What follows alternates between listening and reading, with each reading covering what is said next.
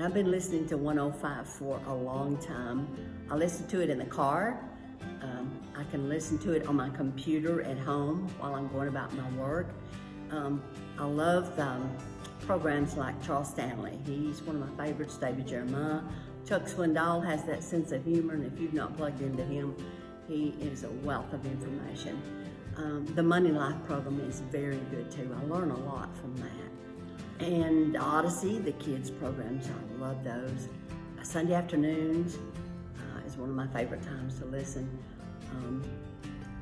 The music is timely. And my husband passed away January the 20th of this year. So that is a comfort, and I can find the songs are timely, just what I need, maybe to lift me up.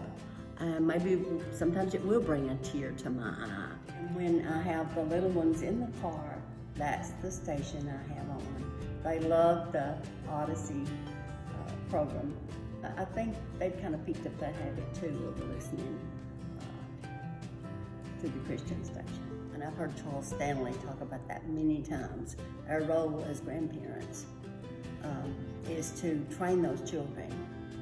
We trained our children, so now we're kind of guiding our grandchildren along to that path. Something else now, I'm in the role of a widow. I'm trying to find out who I am now. Something that I learned from Chuck Swindoll this week. He was talking about worry, and I love to hear his take on the scriptures because he has a sense of humor too. And that's what we need in this life, is a sense of humor. But he talked about worry and how it uses your energy. And then he mentioned grief too, which is where I'm at now. I'm still crying because I've had 53 years of loving, so I've got a lot of crying I could do if I wanted to, but that takes energy. But he said, why not spend that energy in the joy that you had? So when I see things now that I have a memory of us doing something, or I see something that will bring me to tears, I will just smile and say, I've got a memory of that. I've got that joy. So I try to replace that sadness, that energy that it would take for me to cry and get kind of upset. I replace it with that joy of that memory that I have. I have that memory now to share. So that's something I learned from Chuck this week. So I know that your station is anointed of God.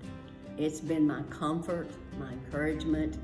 And now that we're not going to church as much, this is a real comfort to have that radio on. I want to thank you for what you're doing in your great ministry there.